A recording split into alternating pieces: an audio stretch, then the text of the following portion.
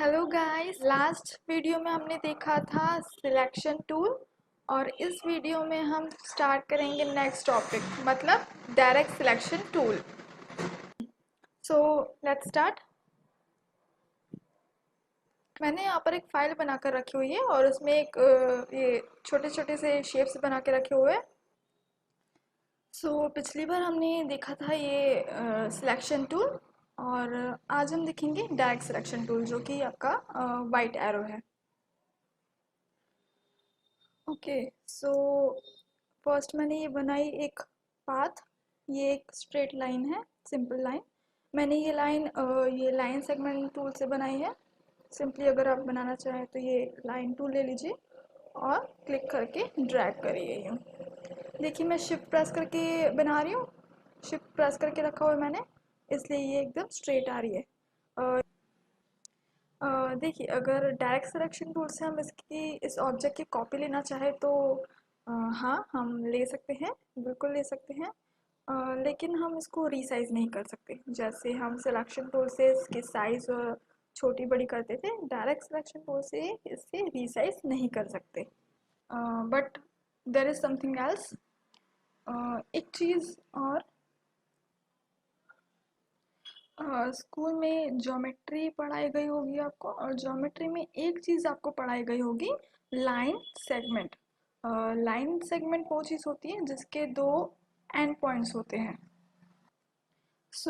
यहाँ इलस्ट्रेटर में आपके पास एक बहुत ही अच्छा एग्जाम्पल है लाइन सेगमेंट का। देखिए अगर हम इसको सिलेक्ट करें तो आपको यहाँ कॉर्नर पर ब्लू डॉट, छोटे से ब्लू डॉट नज़र आ रहे होंगे और ये पॉइंट्स कहलाते हैं एंकर पॉइंट्स और ये लाइन कहलाती है पाथ। अब देखिए ये लाइन का मैं स्ट्रोक हटा देती हूँ। कलर तो हमारा फिल नहीं है, यहाँ पे दिखा रहा है आपको नन। अब मैं स्ट्रोक को भी यहाँ से, अब देखिए कलर कैसे अगर हमको हटाने हैं, कैसे रिमूव करने हैं तो वो कैसे होंगे। सिंपली देखिए यहाँ पे ऊपर हमारा अभी स्ट्रोक है तो यहाँ पर एक ऑप्शन है नन का। देखिए आप वहाँ पे जा रहे हैं तो वहाँ पे एक आपको नीचे दिखाई दे रहा है नन, तो मैं सिंपली यहाँ पे क्लिक करूँगी तो इसका स्ट्रोक भी रिमूव हो जाएगा। अब आपको एक पतली सी सिर्फ पाथ नज़र आ रही है एंकर पॉइंट्स के साथ और इसी पाथ से काफ़ी सारे वेक्टर डिज़ाइंस भी बनते हैं। एक चीज़ आप हमेशा याद रखिएगा, ये व्यू में जाके यहाँ पर देखिए है स्मार्ट गाइड्स। ये स्मार्ट गाइड्स आप हमेशा ऑन रखिएगा। यहाँ पर देखिए एक चेक लगा आ रहा है, वो चेक लगा रहना चाहिए, आप इसे कभी भी ऑफ मत कीजिएगा।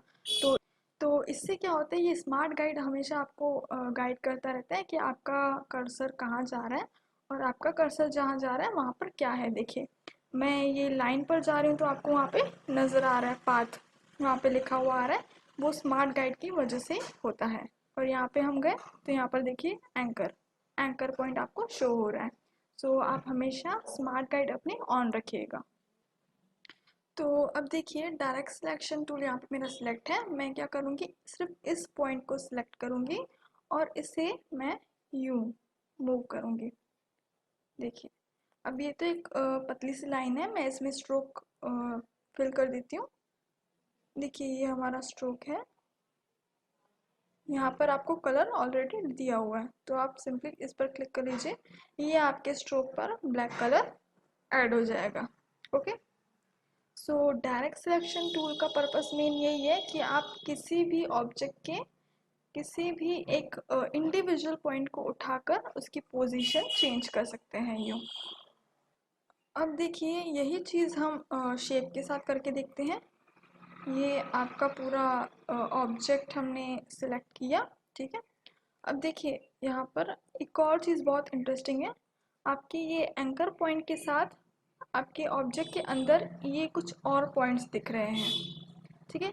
ये इलस्ट्रेटर में कुछ नए फीचर्स अपडेट हुए हैं। अगर आप ओल्ड वर्जन यूज़ कर रहे हैं तो उसमें आपको ये शो नहीं होंगे, ये सिर्फ इलस्ट्रेटर सीसी में ही शो होंगे आपको। सो ये पॉइंट्स क्या काम करते हैं, देखिए ये हमने पूरा ऑब्जेक्ट सेलेक्ट किया और ये जो अंदर वाले पॉइंट्स हैं आप इसको पकड़ के अगर इस तरीके से ड्रैग करेंगे तो आपका शेप देखिए, कॉर्नर्स को ये पॉइंट्स एकदम कर्व में कन्वर्ट कर देंगे। सो ये जो अंदर वाले पॉइंट्स है ना, ये किसी भी कॉर्नर को कर्व करने के काम आते हैं। सो अभी अगर मैं सिर्फ ये एक पॉइंट को सिलेक्ट करती हूँ और मैं इस पॉइंट को ड्रैग करती हूँ, तो ये आपका सिर्फ एक पॉइंट को कर्व बना देगा, एक कॉर्नर को कर्व में कन्वर्ट कर देगा। तो अभी हमारा मेन फोकस एंकर पॉइंट पर है, तो अभी हम क्या करेंगे देखिए, ये इंडिविजुअली पॉइंट को मैं सिलेक्ट करूँगी और इसे मैं यूं करूँगी। आप किसी भी तरह से इसका शेप बदल सकते हैं। देखिए अब ये मेरा शेप बिल्कुल कंप्लीटली चेंज हो चुका है।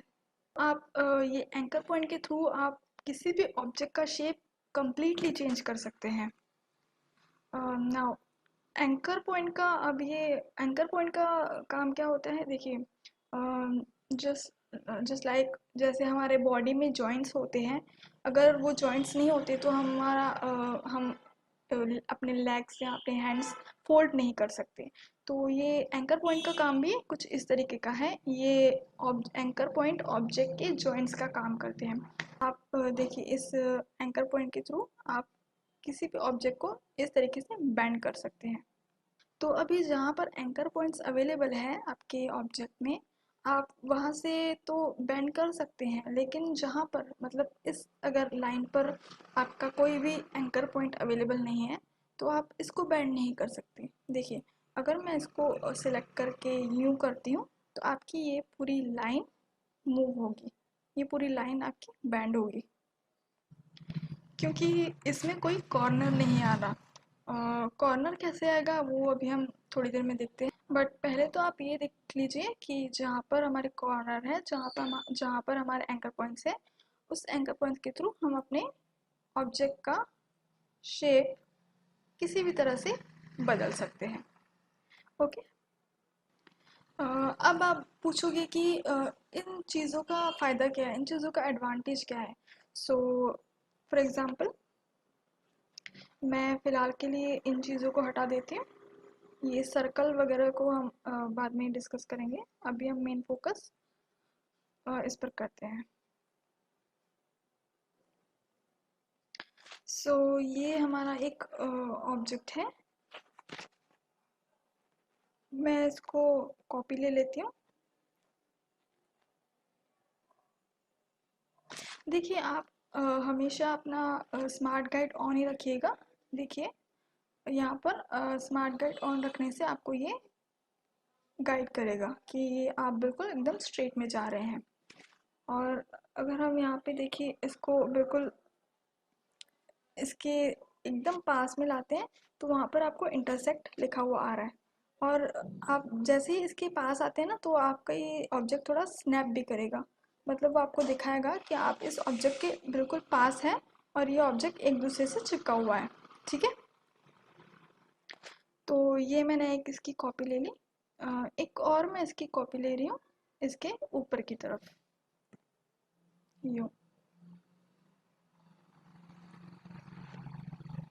ऑलराइट, देखिए बड़ी इंटरेस्टिंग सी चीज़ बनने वाली है। ये मेरे पास 3 स्क्वायर्स है। देखिए अब मैं लूँगी ये direct selection tool. Direct selection tool से अगर हम इस तरीके से सिलेक्ट करेंगे, तो ये हमारे दोनों एंकर पॉइंट सिलेक्ट हो जाएंगे। इन शॉर्ट ये हमारी पूरी पाथ सिलेक्ट हो जाएगी। तो अगर मैं इसको पकड़ के यूँ मूव करती हूँ इस तरीके से, और इनको भी मैं सिलेक्ट करके यहाँ ले आओ। अभी इस वक्त मैंने शिफ्ट वगैरह कोई भी की नहीं दबाई हुई है। अभी मैं सिर्फ माउस के बटन से ही ये सब कर रही हूँ। Okay okay. अगर मैं इनको सिलेक्ट कर रही हूँ यूँ, तो कितने पॉइंट्स सिलेक्ट हो रहे हैं, 2 पॉइंट्स यहाँ के और 2 पॉइंट्स यहाँ के। तो एनीवे इनको भी मैं पकड़ के यूँ कर रही हूँ।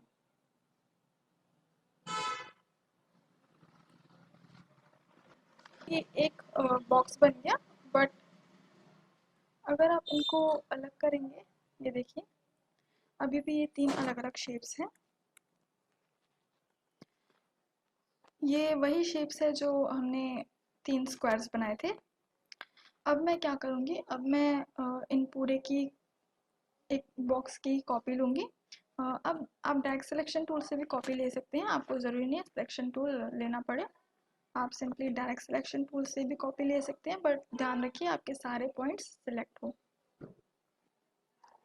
तो अल्ट प्रेस करके हम इसकी कॉपी लेंगे इस तरीके से। अब मैं यहाँ नीचे के ये पॉइंट्स सेलेक्ट करती हूँ। अब देखिए कितने पॉइंट्स सेलेक्ट हुए, ये 1, ये 2, 3 और ये 4। अब मैं इनको पकड़ के ऊपर लेके जाऊंगी इस तरीके से। देखिए आपका ये जो ऑब्जेक्ट है ये मूव भी हो सकता है आपका हाथ हिल जाए या कुछ हो जाए, तो मैं सिंपली शिफ्ट प्रेस कर दूंगी तो ये बिल्कुल स्ट्रेट में जाएगा, यूँ इस तरीके से। ओके, देखिए ये बॉक्स हमने बनाया था, फिर हमने उसकी कॉपी ली और ये बॉक्स हमने बनाया। सो अभी मैं सिंपली क्या करूँगी, मैं इसको देखिए अब मैं क्या करूँगी, अब मैं ये सिलेक्शन टूल ले लूँगी और सिलेक्शन टूल से इसको सिलेक्ट करूँगी और अब मैं इसे उठा के यूँ यहाँ रख दूँगी। देखिए अभी हमारा एक बहुत अच्छा सा बॉक्स बन गया है विथ अ कैप।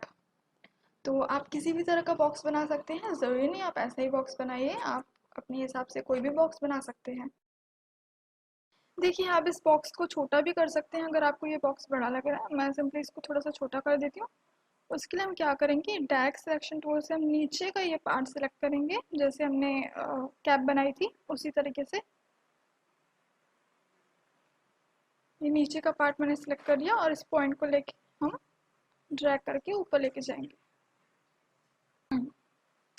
याद रखिए अभी मैंने शिफ्ट प्रेस किया हुआ है, इसलिए ये मूव नहीं हो रहा है, एकदम स्ट्रेट में जा रहा है। तो देखिए ये हमारा एक बॉक्स तो बन गया है, लेकिन ये अभी भी पूरा बॉक्स नहीं है। अभी देखिए मैं इसको अगर अलग करूँगी तो ये अलग अलग पार्ट में डिवाइड है। अभी भी इसके देखिए अलग अलग टुकड़े हुए पड़े हैं। तो हमें अगर इसको ग्रुप करना है तो उसके लिए क्या करेंगे, सिंपली आप इसको पूरे को सिलेक्ट करिए। ठीक है, एक तरीका तो ये है, ऑब्जेक्ट में जाके आप यहाँ पे देखिए ग्रुप लिखा हुआ है और अगर आप कंट्रोल जी भी प्रेस करेंगे तो वो ग्रुप हो जाएगा। और दूसरा तरीका ये है कि यहाँ पे आप जाके राइट क्लिक करिए और यहाँ पे देखिए ग्रुप लिखा हुआ है, तो आप सिंपली क्लिक कर लीजिए, ये आपका ऑब्जेक्ट अभी ग्रुप हो गया। अब अगर आप इसे मूव करेंगे तो ये पूरा बॉक्स मूव होगा। ठीक है, अभी ये अलग अलग पार्ट में डिवाइडेड नहीं है, अभी ये पूरा एक बॉक्स बन चुका है क्योंकि हमने सारे पार्ट्स को एक ग्रुप में कन्वर्ट कर लिया है। ओके, अभी मैं इसको फिलहाल के लिए साइड रख देती हूँ।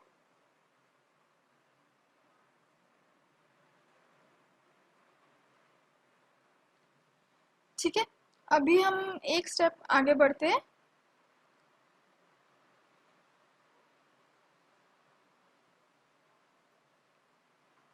ये मैंने अभी बनाया एक सर्कल और अभी मैं दूसरा एक बनाऊंगी स्क्वायर, सर्कल के साइड में। याद रखिए मैं शिफ्ट प्रेस करके बना रही हूँ सर्कल और स्क्वायर, इसलिए वो बिल्कुल सेम प्रोपोर्शन में साइज आ रही है उसकी। अब मैं इस स्क्वायर को रोटेट कर देती हूँ 45 डिग्री तक। ठीक है, यूँ।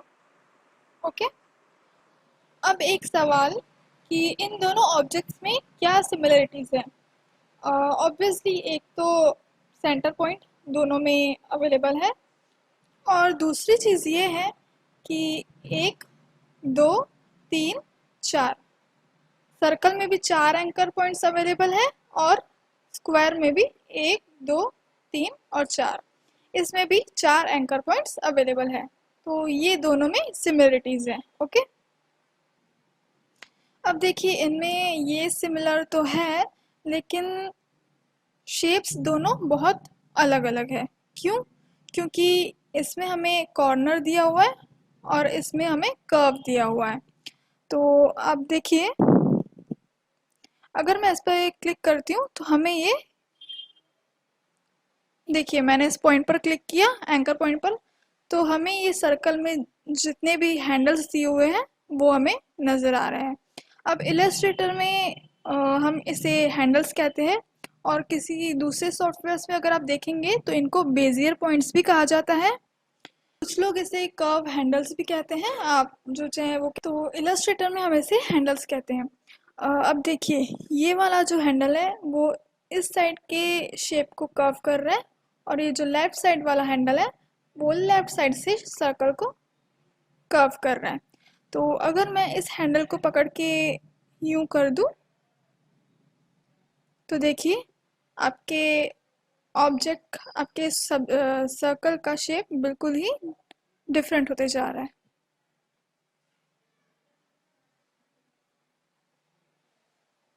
ये देखिए। ओके, सो मैं अंडू कर देती हूँ। तो अगर इसी तरीके का हैंडल्स हमें इस स्क्वायर पर ऐड करना है तो उसके लिए हम क्या करेंगे, सिंपली आप यहाँ पे चले जाइए पेंट टूल में, राइट क्लिक करिए और जो भी टूल्स आप उसके अंदर अवेलेबल है वो आपको शो होने लगेंगे।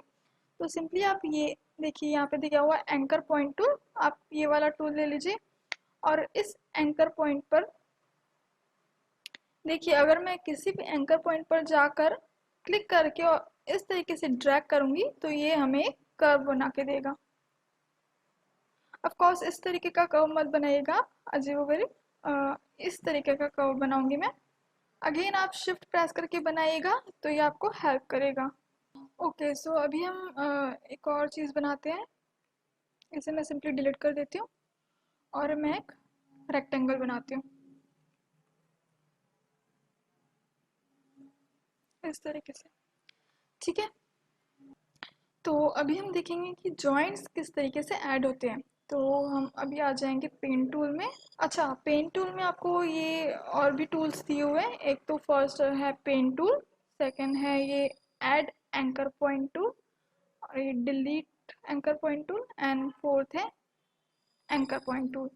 सो इन दोनों के तो इन दोनों टूल्स का तो ज़्यादा काम नहीं पड़ता है क्योंकि पेन टूल ही इन दोनों का भी काम कर देता है। सो अभी हम ले लेते हैं पेन टूल। देखिए, अभी मैंने पेन टूल लिया तो पेन टूल के साथ हमें एक कॉर्नर में नीचे एक छोटा सा स्टार नज़र आ रहा है, और जैसे ही मैं इस एंकर पॉइंट पर आती हूँ तो हमें देखिए एक माइनस का आइकॉन नज़र आ रहा है। तो जैसे ही मैं इस एंकर पॉइंट पर क्लिक करती हूँ तो हमारा ये एंकर पॉइंट डिलीट कर देगा और एक ट्रायंगल बना देगा। देखिए, ये इसकी पाथ क्लोज ही रहेगी, ये एक शेप ही रहेगा, लेकिन अगर हमने एक एंकर पॉइंट डिलीट कर दिया तो उसकी वजह से ये ट्रायंगल बन गया, बट ये एक शेप ही रहेगा। मैं इसको अंडू कर देती हूँ और मैं किसी पाथ पर जाकर क्लिक करती हूँ तो ये उस पाथ पर एक एंकर पॉइंट ऐड कर देगा। बट आप ऐसे कहीं भी एंकर पॉइंट ऐड मत करिएगा क्योंकि ये फिर पेन टूल ड्राइंग बनाने लग जाएगा। ठीक है, सो ये ड्राइंग कैसे बनती है, कैसे काम होता है पेन टूल से, ये हम पेन टूल वाली क्लास में देखेंगे। ओके, देखिए एक चीज़ याद रखिए कि जब भी मैं देखिए ये एंकर पॉइंट यहाँ पे ऐड करती हूँ तो वहाँ पे मुझे पेन टूल के साथ एक प्लस का साइन दिखता है। ठीक है, जब हम एंकर पॉइंट को डिलीट कर रहे थे तो वहाँ पे देखिए माइनस का साइन दिख रहा है, तो आप इस चीज़ को ध्यान रखिएगा।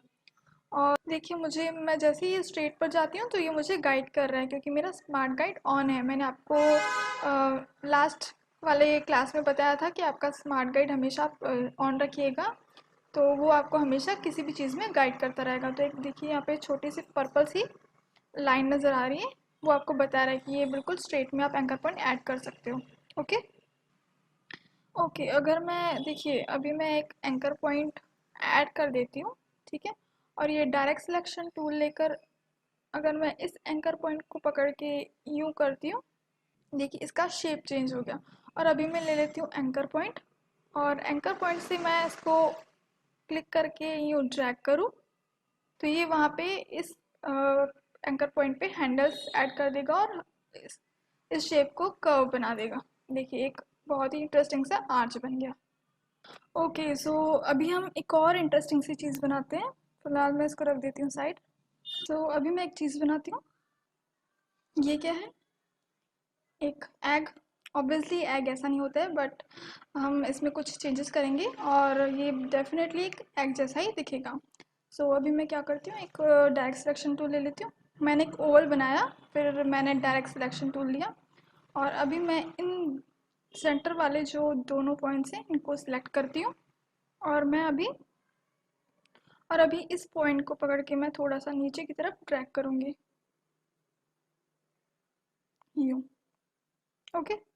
सो अभी ये बिल्कुल शेप एग की तरह दिखने लगा। अभी ये लग रहा है बिल्कुल एक एग जैसा। इसको भी मैं अभी थोड़ा छोटा करके साइड कर देती हूँ। मैं एक और ओवल बना रही हूँ इस टाइप में, और इससे हम बनाएंगे मैंगो। तो वो हम कैसे बनाएंगे, चलो देखते हैं। तो पहले मैंने ये किया कि मैंने डायरेक्ट सिलेक्शन टूल लिया और इस पॉइंट को सिलेक्ट करके मैं इस वाले हैंडल को पकड़ के थोड़ा सा बाहर की तरफ ट्रैक करूँगी। मतलब मुझे इस मैंगो का ऊपर का जो पार्ट है वो थोड़ा सा ब्रॉड चाहिए।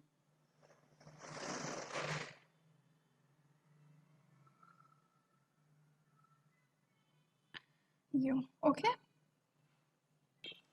और फिर मैं इस वाले पॉइंट को सिलेक्ट करूँगी और इस हैंडल को पकड़ के थोड़ा सा यूँ कर दूँगी।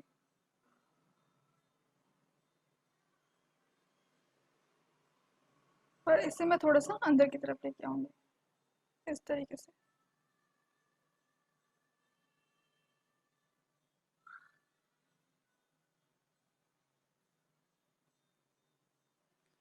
ओके। और इस पॉइंट को पकड़ के थोड़ा सा ले जाएंगे ऊपर की तरफ।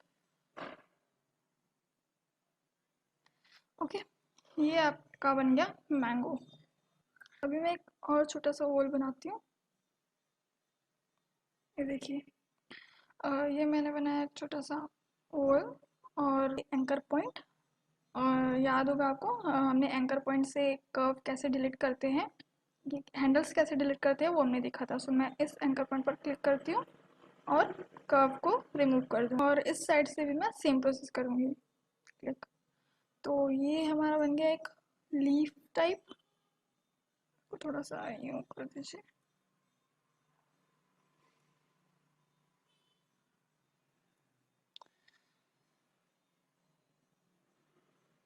ओके, सो मैं इसको थोड़ा सा रोटेट कर देती हूँ यूँ, और इसे मैं रख देती हूँ यहाँ पे। ओके। सो देखिए, ये हमारे मैंगो के साथ एक लीफ भी बन गई। ये मैंगो थोड़ा सा इसका स्ट्रोक कम है, तो मैं इसका स्ट्रोक बढ़ा देती हूँ, ये ठीक से शो नहीं हो रहा है। और मैं इसका स्ट्रोक कर देती हूँ 0.75। ये ठीक है। सो ये हमारे एक मैंगो के साथ हमारे लीफ भी बन गई बहुत इजीली। तो ये बहुत आसान आसान सी चीज़ें हैं जिसकी आप प्रैक्टिस कर सकते हैं। ये सारी चीज़ें मैंने किसी पेन टूल से या फिर पेंसिल से ड्रॉ करके नहीं बनाई है। मैंने जस्ट बेसिक शेप्स को मॉडिफाई करके ये सारी चीज़ें मैंने बनाई है। सो ये काफ़ी इजी है, आप भी इसे बहुत इजीली बना सकते हैं, जस्ट आपको इनकी प्रैक्टिस चाहिए। सो आई नो ये सारी चीज़ें बहुत ही कार्टूनिश है, कोई कुछ रियलिस्टिक नहीं है, बट ये सारी चीज़ें मैं आपके लिए ही बना रही हूँ, स्पेशली उन लोगों के लिए जो कि बिगिनर्स हैं, जो अभी सीखना स्टार्ट कर रहे हैं, जो कि अभी इलस्ट्रेटर सीखना स्टार्ट कर रहे हैं। ये सारी चीज़ें उन लोगों के लिए। सो हमें कभी भी कोई भी चीज़ बेसिक से स्टार्ट करनी चाहिए, इसलिए मैं भी आपको बेसिक से स्टार्ट करवा रही हूँ। अभी मैं इसको भी साइड कर देती हूँ, अभी हम एक स्टेप और आगे बढ़ते हैं। आई थिंक ये इसका स्ट्रोक बहुत ही ज़्यादा कम है, तो मैं इसका स्ट्रोक्स बढ़ा देती हूँ, थोड़ा सा ब्रॉड कर देती हूँ ताकि वो आपको अच्छे से शो होने लगे।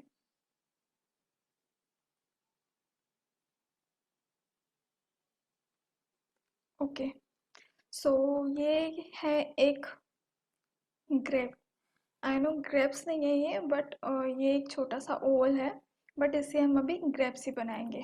तो मुझे इसके यहाँ बीच में एक छोटी सी लाइन चाहिए, जैसे ग्रेप्स में होती है ना, जिससे हम पकड़ के ग्रेप्स खाते हैं। सो अगर आप यहाँ पे जाएंगे, देखिए लाइन सेगमेंट टूल के अंदर राइट क्लिक करिए, और इसके अंदर यहाँ पे ये आर्क टूल है। आर्क टूल कुछ इस तरीके से काम करता है, जैसे देखिए आप इसे क्लिक करके यूँ ड्रैग करेंगे तो ये आपको इस तरीके के आर्क्स बना के देगा। ओके, तो हम इसी से ये ग्रैप्स की एक लाइन बनाएंगे।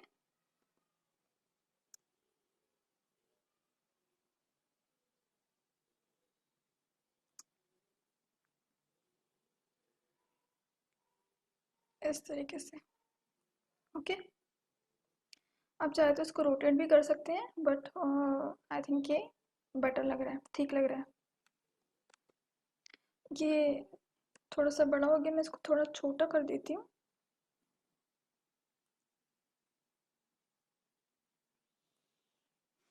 इस तरीके से। और एक काम करते हैं हम, इसके नीचे बीच में हम एक सर्कल बना देते हैं, इस तरीके से। देखिए इसमें सिर्फ स्ट्रोक ऐड किया हुआ है, बट आप इसमें फिल भी ऐड करिए तो ये ज़्यादा बेटर दिखेगा। Okay, now it's fine. अभी हम इसको ग्रुप कर देंगे। मैंने सिंपली इसको सिलेक्ट कर लिया सबको, और कंट्रोल जी प्रेस कर दूंगी मैं, ताकि अभी हम नेक्स्ट टाइम अगर उसे कहीं मूव करें तो वो पूरा एक साथ मूव हो, अलग अलग पार्ट में मूव ना हो, इसलिए मैंने अभी इसको पूरा ग्रुप कर दिया सबको। अभी मैं इसकी एक कॉपी ले लेती हूँ, सिंपली अल्ट प्रेस करके इसको मैं थोड़ा सा रोटेट कर देती हूँ इस तरफ। मैं इसकी भी एक कॉपी लूँगी, इसको थोड़ा सा रोटेट करके मैं इसके ऊपर रख दूँगी, इसको भी मैं इसके ऊपर रख दूँगी यूँ। अच्छा, अभी एक चीज़, इन तीनों ग्रैप्स में ये वाला जो सेंटर वाला ग्रैप है ये इनके पीछे चला गया है, तो अभी मुझे क्या करना है, इनको फ्रंट में लाना है। इस वाले ग्रैप्स को, जो ये एकदम पीछे छुप गया है, इसको मुझे फ्रंट में लाना है। देखिए इस वाले ग्रैप को सबसे सामने लाने के लिए एक बहुत ही सिंपल सा सॉल्यूशन है। सिंपली आप इस पर क्लिक करिए और राइट क्लिक करिए। देखिए राइट क्लिक करने पर यहाँ पे आया अरेंज का ऑप्शन। जैसे ही आप अरेंज पर जाएंगे तो यहाँ पे आपको 4 ऑप्शन दिखेंगे: bring to front, bring forward, send backward, send to back. अब सेंड बैक का मतलब है कि आपको अगर कोई चीज़ सबसे ज़्यादा मतलब एकदम पीछे करनी है तो आप कर सकते हो सेंड टू बैक। और ब्रिंग टू फ्रंट मतलब किसी भी चीज़ को अगर आपको सबसे पहले रखना है तो आप ब्रिंग टू फ्रंट कर सकते हो। और ब्रिंग टू फॉरवर्ड से होता है कि आपकी जो चीज़ है वो सिर्फ एक स्टेप आगे आएगी। तो अभी देखिए मैं ऐसे करूँगी ब्रिंग टू फ्रंट, तो ये सिर्फ एक ग्रैप के आगे आया और इस ग्रैप के पीछे अभी भी वो छुपा हुआ है। ठीक है, मैं इसे अंडू करती हूँ। रेंज, अभी मैं करूँगी ब्रिंग टू फ्रंट। देखिए अभी ब्रिंग टू फ्रंट करने पर वो जो पीछे छुपा हुआ था ग्रैप वो सबसे आगे आ गया। Okay, okay, that's it. So अभी मैं इन सबको सिलेक्ट करके इन सबको ग्रुप कर देती हूँ। सबको सिलेक्ट किया मैंने, अभी कंट्रोल जी। ओके, तो ये सब ग्रुप हो गए। अभी मैं इनकी एक और कॉपी ले लूँगी इन सबकी। अब इनको मैं कर दूँगी रोटेट। सिंपल वे में कहूँ तो मैं एक ग्रैप्स का एक छोटा सा बंच बनाना चाहती हूँ। ओके,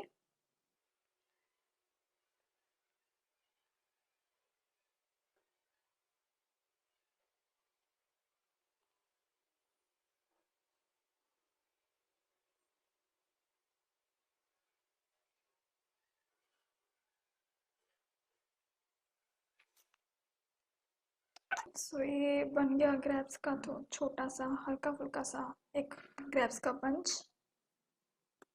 सो अगेन मैं इनको ग्रुप करूँगी और इनकी एक कॉपी लूँगी।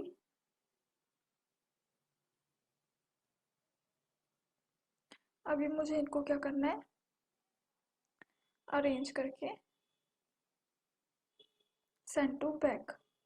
मुझे इस बंच को एकदम पीछे लेके जाना है। ओके, सो मैं करूँगी सेंड टू बैक इस तरीके से।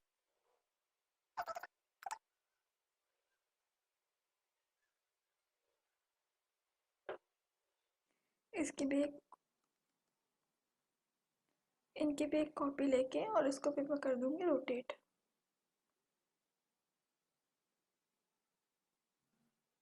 अगेन इनको भी मैं थोड़ा छोटा कर दूँगी, then again arrange and send to back.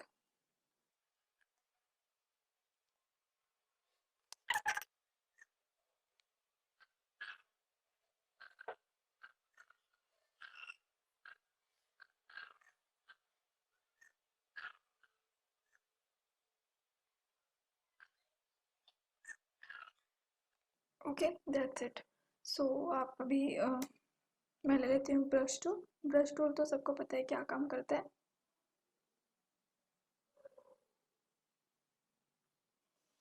Okay, that's it.